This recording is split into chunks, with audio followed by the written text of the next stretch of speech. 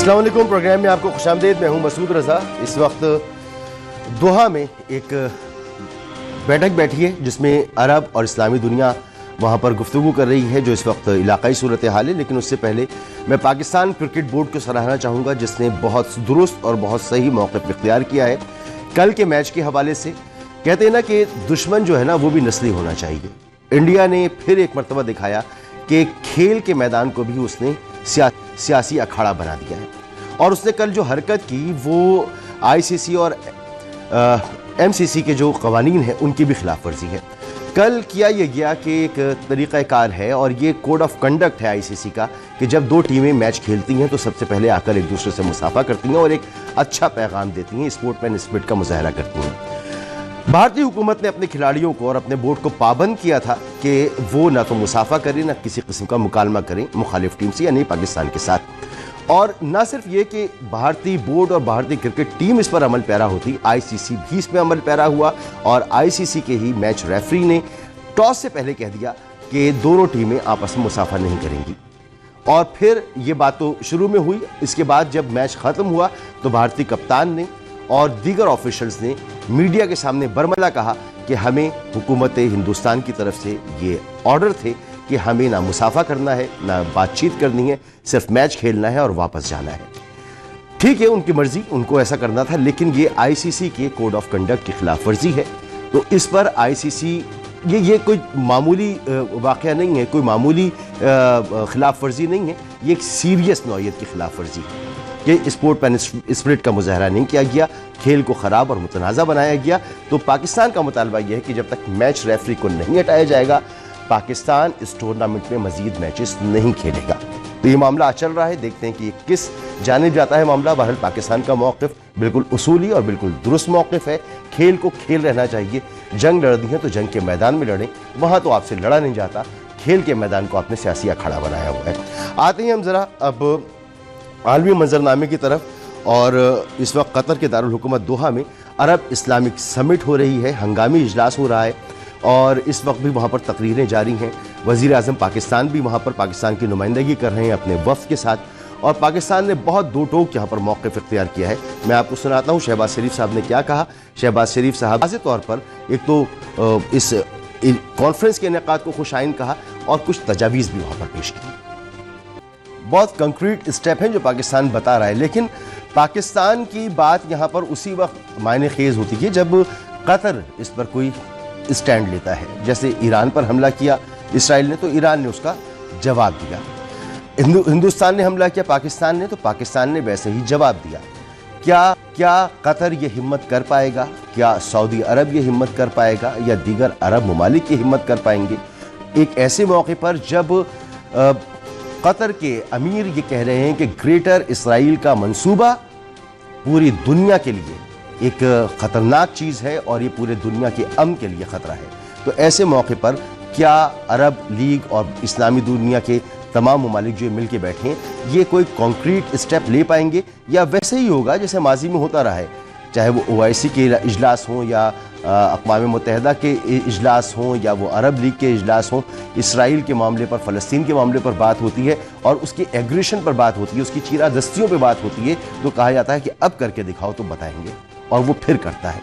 Israel ने न सिर्फ हमला किया बल्कि जब इसकी मजम्मत की गई, पूरी दुनिया से मजम्मत की गई, तो नेतन्याहू ने कहा कि उन ममालिक को शर्म आनी चाहिए जो हमारे हमले की मजम्मत कर रहे हैं। और आज जब ये बड़ी बैठक बैठी हुई है दोहा में, तो अमरीकी वजीर खारजा दौरा कर रहे हैं इसराइल का। मार्को रूबियो वहाँ पर हैं और फिर मार्को रूबियो के दौरे पर नेतन्याहू ने कहा कि ये दौरा इस बात को साबित करता है कि अमेरिका इसराइल के साथ खड़ा है। जब अमेरिका इसराइल के साथ खड़ा हो और पूरी अरब दुनिया और पूरी मुस्लिम दुनिया एक तरफ हो, तो क्या ये मुकाबला किया जा सकता है, जंगी मैदान में मुकाबला किया जा सकता है? क्या इस कॉन्फ्रेंस के बाद वहाँ पर बच्चों का कत्लेआम ख़त्म हो जाएगा? आज डॉक्टर्स की एक टीम जो वहाँ पर खदमात अंजाम दे रही थी वहाँ से आई है, तो उसने कहा है कि सिस्टमेटिकली इसराइल फ़लस्तीनी बच्चों को टारगेट कर रहा है, नस्ल कुशी कर रहा है। आज न सिर्फ नस्ल कुशी की बात हो रही है बल्कि वहाँ पर उनके लिए कहत की सूरत हाल पैदा कर दी गई है। किसी तरह की इमदाद नहीं पहुँच पा रही है। मुजाहरे पूरी दुनिया में हो रहे हैं लेकिन हुकूमतें खामोश हैं। تو آج کی یہ بڑی بیٹھک جس پر 2 ارب لوگ نظریں جمائے بیٹھے ہیں، یہاں سے کچھ نتیجہ خیز نکلے گا اور اسرائیل کو اسی زبان میں جواب دیا جائے گا جس میں کہ وہ پوری دنیا کو للکار رہا ہے، خاص طور پر مسلم دنیا کو۔ مہمانوں کی طرف آؤں، محترمہ ڈاکٹر نفیسہ شاہ صاحبہ ہمارے ساتھ موجود ہیں، کسی تعارف نہیں، ڈاکٹر صاحبہ کا بڑا وسیع تجربہ ہے سیاست میں بھی اور اس طرح کے تجزیے کے لیے بہترین شخصیت ہیں۔ اس کے علاوہ شوکت یوسفزئی صاحب ہمارے ساتھ ہوں گے اور علی گوہر بلوچ صاحب بھی ہمارے ساتھ ہوں گے۔ ڈاکٹر صاحبہ بہت بہت شکریہ آپ کا۔ ڈاکٹر صاحبہ کتنی آپ کو امید ہے آج کی اس بیٹھک سے، کیونکہ آج بھی جو میں تقریریں سن رہا ہوں پاکستان نے تو بڑا کچھ کانکریٹ سے اسٹیپ بتائیں کہ یہ لینے چاہیے جو بہت زیادہ جارحانہ بھی نہیں ہے اور سفارتی سطح پر اور اسرائیل کے بیک کرنے کے لیے بہت ضروری بھی ہیں۔ آپ کو کتنی توقع ہے ماضی کا ریکارڈ دیکھتے ہوئے اس طرح کی بیٹھکیں ہوتی ہیں اور پھر وہ بیٹھکیں ختم ہو جاتی ہیں اور ایک ہی پیغام آتا ہے کہ ابھی تو کر دیا، آئندہ مت کرنا، آئندہ کرو گے تو نہیں چھوڑیں گے، وہ پھر دوبارہ سے کر دیتا ہے۔ اس دفعہ کیا امید ہے؟ بہت شکریہ جی۔ سب سے پہلے تو میں مذمت کروں گی سخت الفاظ میں کہ جو نیتن-یاہو جو ماڈرن ڈے ہٹلر ہے، جو ایک کے بعد دوسری اسٹیٹ پر حملہ آور ہے، اور اب تو ایسی ریاست جو ماضی میں اور اب بھی ایک کلیدی کردار ادا کرتی ہے اور ثالثی کردار ادا کرتی ہے، وہ بہت ایک نیوٹرل اسٹیٹ ہی ثالثی کردار ادا کرتی ہے، اینڈ اوبویسلی ایسی اسٹیٹ جس کو دونوں طرف سے سپورٹ ہو، اس کے اوپر حملہ کرنا مینز کہ آپ جو بھی امن کے خواہش مند ہیں، سیز فائر کے خواہش مند ہیں، ان کے اوپر اور ان کی امنگوں پہ اوپر حملہ ہے، تو یہ بالکل ناقابل قبول ہے۔ بہت اچھا ہے، میں سمجھتی ہوں کہ انہوں نے آج کٹ کیا ہے، سب ملے ہیں عرب کنٹریز، مسلم کنٹریز۔ میں قبل اس وقت نہیں کہہ سکتی کہ اس میں کیا اعلامیہ جاری ہوگا، لیکن پاکستان کا کردار میں ضرور سراہوں گی، کیونکہ کچھ دن پہلے وی ور ویری پراؤڈ آف ہمارا جو UN ایمبیسڈر ہے عاصم احمد صاحب، انہوں نے بہت اچھے طریقے سے نہ صرف پاکستان کا موقف، لیکن انہوں نے he was on the right side of history, جس طریقے سے انہوں نے کاؤنٹر کیا جو وہاں ریپریزنٹیٹیو تھا اسرائیل کا۔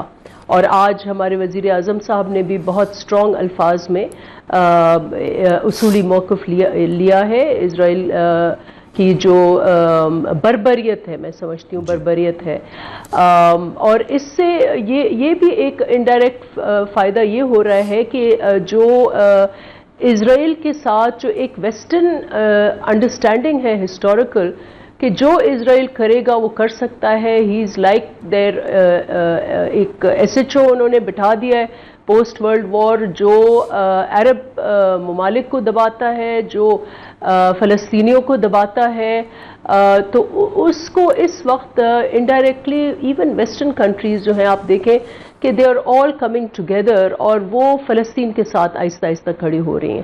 لیکن ہیونگ سیڈ دیٹ، ہمارا جو ویکنس ہے ایشیا کی، میں اس کو مذہب سے لنک نہیں کرنا چاہوں گی، we really need to have Asian and middle eastern unity.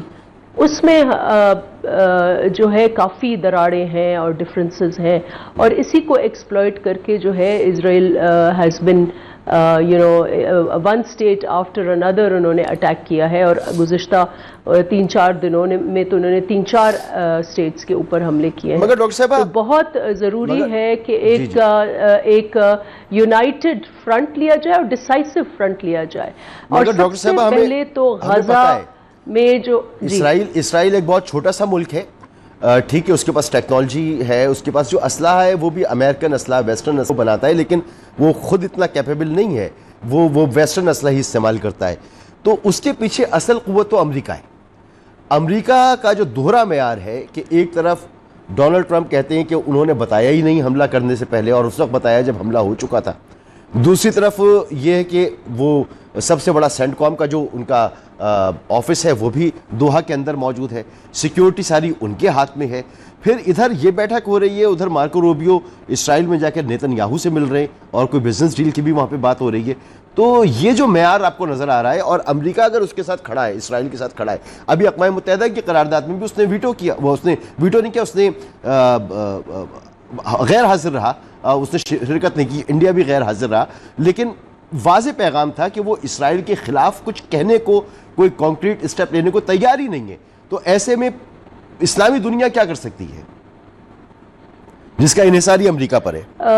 دیکھیں, آج سب سے پہلے تو یہ سمجھنے, میں خود یہ سمجھتی ہوں کہ اسرائیل صرف ایک زائنسٹ اسٹیٹ نہیں ہے کہ جس کی کوئی ہسٹوریکل خواہش تھی کہ ہمارے کوئی ببلکل ریشنل ہے اس ریاست کا, کوئی ریلیجس ریشنل ہے, وہ تو ایک کہانی کی گئی ہے.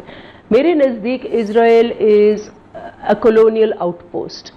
پوسٹ ورلڈ وار جب کالونائزیشن کو ریورس کر رہے تھے تو یہ انہوں نے ایک اڈا قائم رکھا ہے, اور یہ اڈا مڈل ایسٹرن جو تیل ہے اس کے اوپر واچ اوور کرتا ہے, امریکن انٹرسٹ کو بھی پروٹیکٹ کرتا ہے, آف کورس اپنے انٹرسٹ کو بھی کرتا ہے. تو اسرائیل کو ہم جو ویسٹرن امپیریلزم ہے اس سے جدا نہیں کر سکتے, اور کیونکہ یہ ویسٹرن امپیریلزم کا حصہ ہے تو آپ نے دیکھا کہ امریکن اور ویسٹرن ہپوکریسی اس میں شامل ہے. اگر ہم دیکھیں بالخصوص یو کے, یو ایس, یہ تو جتنے بھی ان کے ایکشنز ہیں ایک امپیونٹی ملی ہوئی ہے. لیکن لٹل ڈو دے ریئلائز کہ جو post world war international order create کیا گیا تھا, جس میں یو این چارٹر کی بات, جس میں ہیومن رائٹس کی بات, جس میں جمہوریت کی بات, یہ سارا بھی ڈی ریل ہو رہا ہے.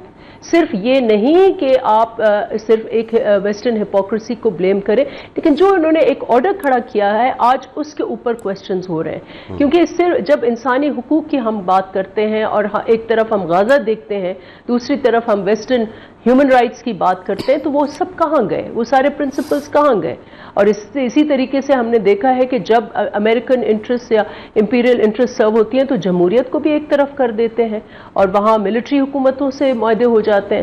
تو یہ I think this international order is at stake. اس لیے ضروری ہے اس انٹرنیشنل آرڈر کو بچانے کے لیے کہ سب سے پہلے تو ہم غزہ کا وہاں جو ایک کانسنٹریٹڈ کیمپ بنا ہوا ہے, ایک تو غزہ کے لوگوں کو آزاد کریں اور فلسطین کو الگ اپنی ریاست دیں. یہ اس وقت بہت ضروری ہے, اور یہ ساری جو گریٹر اسرائیل کی باتیں ہیں یہ سیکنڈری ہیں. اس وقت جو ایسینشل چیز ہے اور حماس کی اٹس سیلف کریشن, اگر اس کی کریشن کو یہ چیلنج کرتے ہیں اسرائیل, اگر اس کریشن کو آپ کو ختم کرنا ہے تو best way to do it is کہ بھئی آپ ان کو الگ ریاست کھڑی کر دیں. یہ سارے قصے حماس ہو, حزب اللہ ہو, یہ ساری جو آؤٹ فٹس ہیں یہ ایک طرف ہو جائیں گی.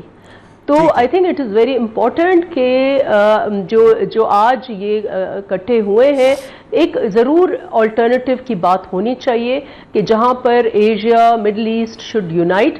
اور پھر مجھے تو میں سن رہی ہوں کہ یہ آلٹرنیٹ ملٹری فورس کی بھی بات کر رہے ہیں, لیکن at the end of the day ایک طرف ڈپلومیٹک اور دوسری طرف کچھ ڈیسائسو ایکشنز کرنے ہوں گے غزہ کی آزادی کے لیے. اور اس کو قطر کیسے ریٹیلیٹ کرتا ہے یقیناً دنیا دیکھے گی. وی ور پراؤڈ آف دا ڈے جب ایران نے اٹھ کر اور اس کو چیلنج کیا اسرائیل کو, اور اسرائیل کو منہ کی کھانی پڑی. لیٹس ہوپ کہ اب کچھ نہ کچھ ڈیسائسو ایکشن اور ریٹیلیشن اس سے ہو, لیکن it has to go beyond that and also think of, اور اس میں ویسٹرن کنٹریز جو ہیں they all have to also rise to the occasion, کیونکہ at the end of the day ان کو اپنا انٹرنیشنل آرڈر بچانے کی سوچنی چاہیے which is at stake. I think Ali Gohar Baloch صاحب, جس طرح ڈاکٹر صاحبہ فرما رہی ہیں انٹرنیشنل آرڈر کی بات کر رہی ہیں, تو یہ انٹرنیشنل آرڈر تو ہمیں اسی طرح سے نظر آتا ہے کہ اس بھی کرتا پھرے اس کو کھلی چھوٹ ہے.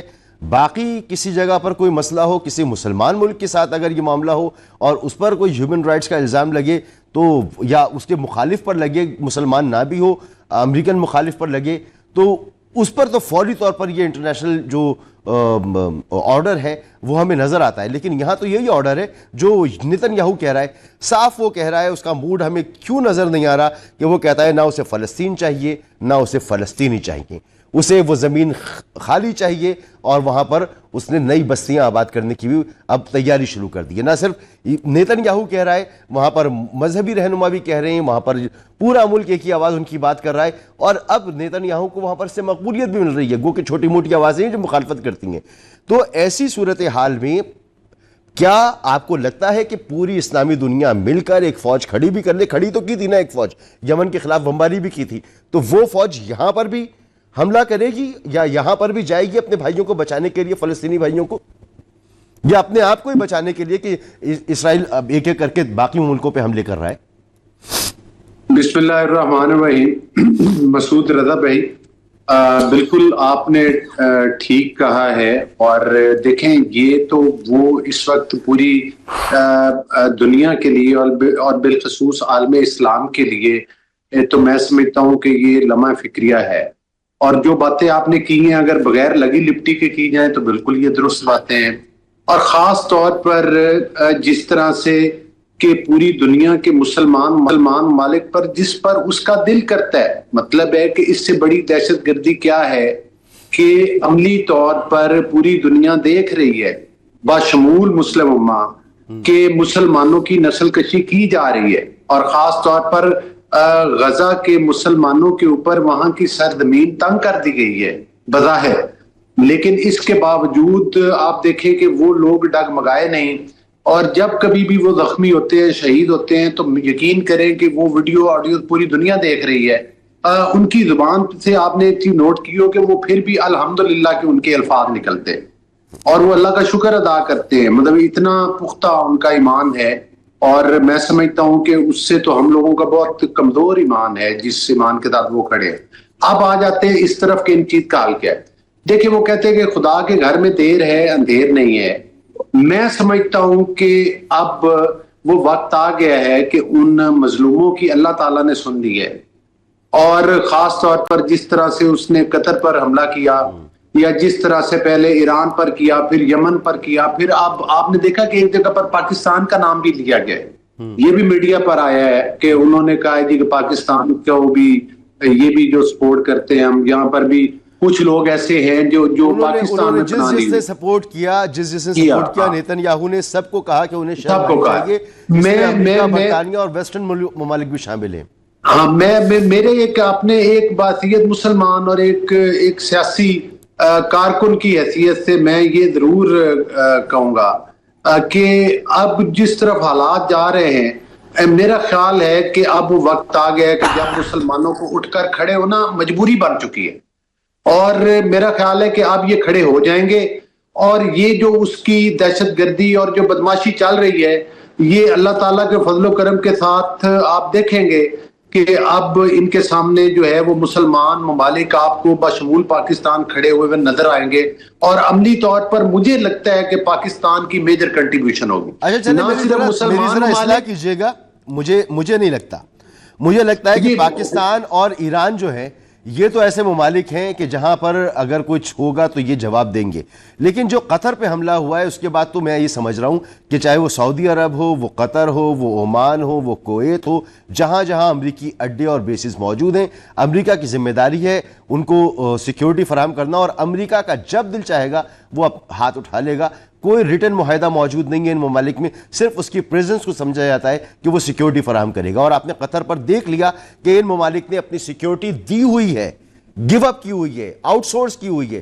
سیکیورٹی آؤٹ سورس پہ نہیں ہوتی. جن کے پاس اپنی فوج نہ ہو, دوسرے ملک کی فوج وہاں پہلے سے بیٹھی ہو, وہ کیسے اٹھیں گے؟ جی بالکل مسعود رضا, دیکھیں یہ آپ کی بات بالکل ٹھیک ہے. ایران نے میں تو سمجھتا ہوں کہ آپ دیکھیں نا کہ کتنے سال ہو گئے ایران پر پابندیاں لگی ہوئی ہیں, کتنے سال ہو گئے کہ وہ ان حالات میں سروائیو کر رہے ہیں, لیکن انہوں نے قوم ہونے کا ثبوت دیا. وہ جو کچھ کر سکتے تھے, میزائل پھینک سکتے تھے, ان پر پابندیاں, ان کے پاس وہ ٹیکنالوجی نہیں ہے جو دیگر مسلم ممالک کے پاس ہے. اس کے باوجود ان کے پاس ان کی ایئر فورس اتنی سٹرونگ نہیں تھی, ظاہر ہے آبویسلی, لیکن انہوں نے میزائل ٹیکنالوجی میں جو کام کیا تھا انہوں نے ایک لمحہ اس کو, اور الٹیمیٹلی اگر دیکھا جائے تو پھر اسرائیل کو سرنڈر کرنا پڑا ایران کے آگے. اور اسی طرح سے اب پاکستان سے ہمیں توقع ہے, بالکل آپ نے ٹھیک کہا کہ یہ جو ہمارا مڈل ایسٹ ہے اور جو خاص طور پر یہ ہمارا جو ایریا ہے, یہاں پر ہر دوسرے ملک میں تو امریکہ کے اڈے ہیں اور وہ ان کے محافظ کے فرائض انجام دے رہا ہے. تو جب محافظ اسرائیل کے ساتھ ملا ہوا ہوگا, یہ ان ممالک کے لیے میرا خیال ہے کہ اب ٹرننگ پوائنٹ ہے, وہ بھی غور کریں گے.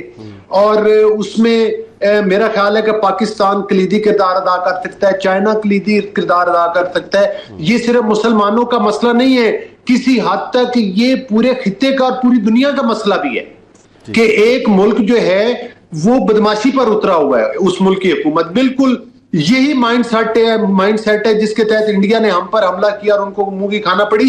آج جو بات آپ قطر کے بارے میں کر رہے ہیں, یہی وجہ ہے کہ جو لوگ ہمارے ملک میں ہماری ہی فوج کو سوشل میڈیا پہ گالیاں دیتے ہیں, شہداء کا تمسخر اڑاتے ہیں اور اس طرح کی بیان دیتے ہیں کہ جو ہماری فوج کو, آج دیکھیں کہ فوج کتنی بڑی نعمت ہے. آج اللہ کا کرم ہے کہ آج جو دھماکے نواز شریف صاحب نے کیے, جس کی بنیاد بھٹو صاحب نے رکھی, اور آج ہم ایٹمی قوت ہیں, آج وہ چیز بھی ہے جو ہمارے ملک ہمیں لاکھ خامیاں سے, لیکن یہ ماننا پڑے گا کہ دنیا ہمیں ایک ایٹمی طاقت کے طور پر نہ صرف تسلیم کرتی ہے بلکہ ہماری افواج کے کردار کو, اور خاص طور پر اللہ نے یہ کرم کیا جو ہم نے انڈیا کے مقابلے میں یہ جو مارکہ حق میں ہمیں اللہ تعالیٰ نے فتح سے نوازا ہے. یہاں پر علی پوری دنیا میں ہمارے بیانیے کو ایک بریک لینا ہے, اور جہاں سے آپ نے گفتگو جہاں پر لے کر آپ آ گئے کریں گے.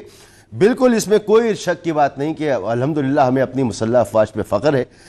اس نے ہمیں سرخرو کیا, اپنے سے بڑے دشمن کو ہم نے شکست دی, لیکن کچھ ذمہ داری ہماری کچھ انتظامیہ اور ہماری حکومتوں کی بھی بنتی ہے. گزشتہ 16 مہینے میں ہماری حکومت نے پاکستان کی تاریخ کا سب سے بڑا قرضہ لیا ہے, اور اس وقت پاکستان سیلاب کی تباہ کاریوں میں گھرا ہوا ہے, اور پاکستان کا بہت بڑا اس میں نقصان ہوا ہے. تو یہ نقصان کیسے پورا ہوگا؟ جو قرضے آپ لے چکے ہیں وہ کیسے ادا ہوں گے, اور مزید اس نقصان کو پورا کرنے کے لیے کیا اور قرضے لیں گے, کیا اور روپیہ ڈیپریشیٹ ہوگا, کیا اور ڈالر مہنگا ہوگا, کیا اور غربت ہوگی, کیا اور مہنگائی ہوگی, کیا اور نوکریاں کم ہوں گی؟ ایک بریک کے بعد.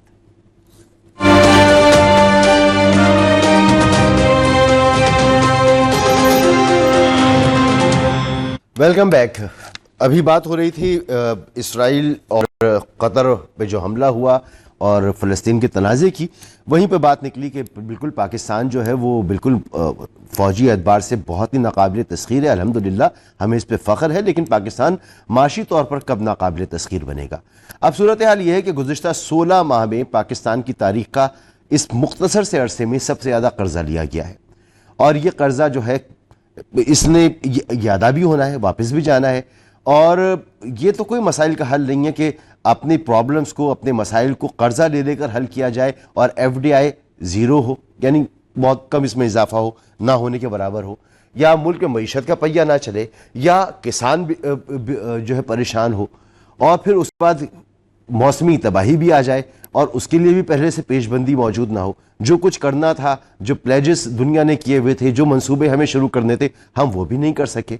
تو اس وقت بھی بہت آسان ہے کہ جی بڑا نقصان تو ہو گیا ہے, ہم عالمی برادری سے پھر دہائیاں کریں اور وہاں سے کچھ پیسے اگر ہم حاصل کر سکیں تو کر لیں, اور اپنے لوگوں کی داد رسی کر دیں. آئی ایم ایف سے ہاتھ جوڑیں کہ آئی ایم ایف ہمیں کچھ ریلیف دے دے تو ہم اپنے لوگوں کے بل معاف کر دیں, اور اس کے بعد پھر ہم آگے بڑھ جائیں.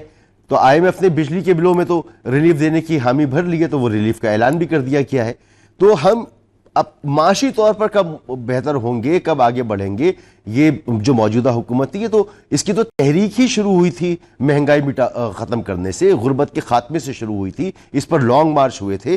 تو ڈاکٹر نفیسہ شاہ صاحبہ, پاکستان کا قرضہ جو ہے وہ اس میں کوئی ٹھیک ٹھاک اضافہ ہوا ہے, یعنی کہ 2023 تک جو ہے پاکستان کا قرضہ اگر 9 ٹریلین تھا تو ابھی 80 ٹریلین تک پہنچ گیا 2025 تک, اور 2026 کا جو یعنی آگے کی جو پروجیکشن ہے وہ اس سے بھی زیادہ کی ہے.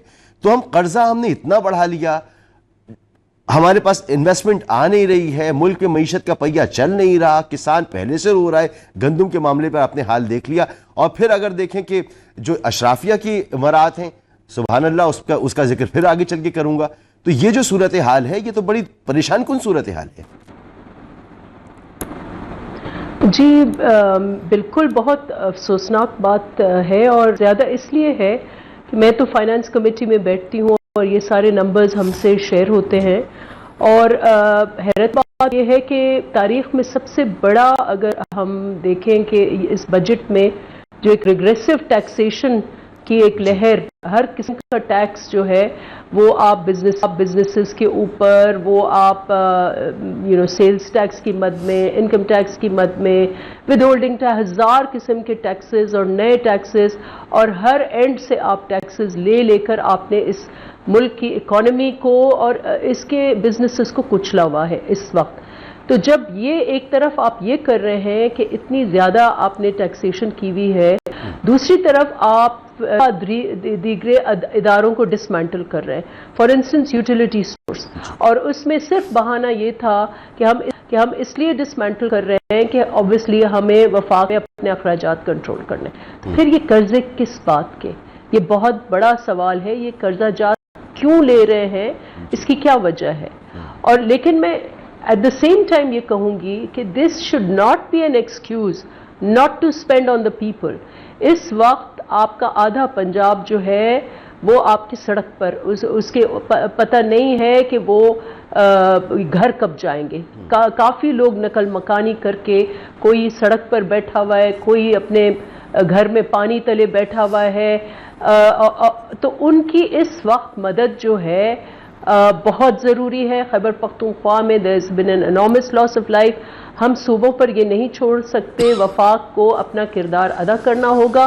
اس کے لیے اگر آپ لوگوں کے خرچ کرنے کے لیے قرضے لے رہے ہیں تو بے شک لیں. میری طرف سے ایٹ لیسٹ ہم لوگ یا پیپلز پارٹی اس میں اعتراض نہیں کرے گی. اگر آپ اس وقت لوگوں کو ضرورت ہے، اور یہ آپ ایکسکیوز نہ بنائیں کہ کیونکہ قرضہ جات بہت ہو گئے تو آپ انٹرسٹ ریٹس جو ہے وہ دینے کے لیے تو آپ قرضہ جات لے لیتے ہیں، لیکن جب غریبوں پر اور پاکستان کے لوگوں پر خرچ ہونا چاہتے ہیں پھر آپ کو قرضے یاد آتے ہیں. But at the same time of course ہم یہ فائنانس کمیٹی میں یہ سوال پوچھیں گے کہ یہ جو قرضے ہیں ایکسٹرنل ڈیٹ ہے، یہ لوکل بوروئنگ ہے، اس کی جو فسکل ہمارے جو قوانین ہیں اس کی کتنی خلاف ورزی ہے، کیا ہم ریڈ میں تو نہیں ہے، اس کے اوپر آئی ایم ایف کے کیا ہوں گے. obviously we are in an IMF program، لیکن ایٹ دا سیم ٹائم ہمارے چیئرمین نے بھی یہ ڈیمانڈ کیا ہے پیپلز پارٹی کی طرف سے کہ آپ کو بے نظیر انکم سپورٹ پروگرام کے تحت جو لوگ متاثر ہوئے ہیں، جتنے بھی لوگ ہیں، 10 لاکھ ہیں، 5 لاکھ ہیں، 9 لاکھ ہیں، آپ کو ان تک پہنچنا ہے. اور اس وقت ان کو مالی امداد کی ضرورت ہے، پھر اس کے بعد ریہیبلیٹیشن کی. اینڈ آف کورس اگر آپ کو ضرورت ہے تو آپ انٹرنیشنل اپیل کے لیے یا تو آپ لوکل ریسورسز خرچ کریں، ورنہ آپ انٹرنیشنل اپیل کریں. یقیناً یونائٹڈ نیشنز جو ہیں، we are all members of that, ہمارا رائٹ ہے اگر ہم وہاں سے اویل کریں اور ایک انٹرنیشنل اپیل ہو، کیونکہ اوبویسلی پنجاب کے حالات اس وقت بہت خراب ہیں. ڈیفینیٹلی میڈم یہ ضروری ہے. مجھے ذرا کوئی کامنٹ اس پہ دیجیے گا، پھر میں علی بھائی کے پاس جاؤں. ایک تو یہ کہ دیکھیں یوٹیلیٹی سٹورز کا آپ نے ذکر کیا، جہاں تک مجھے یاد پڑتا ہے کہ یوٹیلیٹی سٹورز سے پہلے راشن کارڈ ہوا کرتے تھے. غریبوں کو راشن کارڈ پہ راشن ملا کرتا تھا تو ان کو ایک سبسڈی مل جایا کرتی تھی. اسے ختم کر کے پیپلز پارٹی نے پھر لیا یوٹیلیٹی سٹورز کا. تو اب جب اس کو ختم کیا گیا ہے تو کوئی نعم البدل نہیں ہے راشن کارڈ کا، کوئی نعم البدل نہیں ہے یوٹیلیٹی سٹورز کا. تو یہ حکومت کے سینے میں دل ہے بھی نہیں ہے.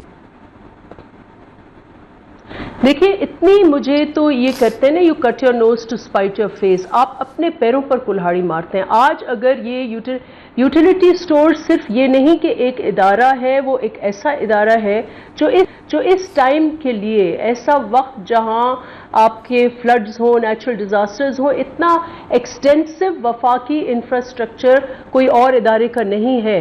آف کورس ماسوا فوج یا آپ کے، لیکن جتنا ایکسٹینسو یہ ہے in terms of social service اور ڈیلیوری، اگر یہ ایکسٹینسو اس کی ہزاروں برانچز اگر اس وقت ہوتی تو لوگوں کو آپ سستے جو داموں میں آپ اشیاء دیتے، اور نہ صرف سستے داموں میں آپ ان کو گندم جو اتنی سٹوریج ہے. اگر ایک اور حرکت جو اس حکومت میں انفارچونیٹلی کی ہے کہ انہوں نے پروکیورمنٹ نہیں کی.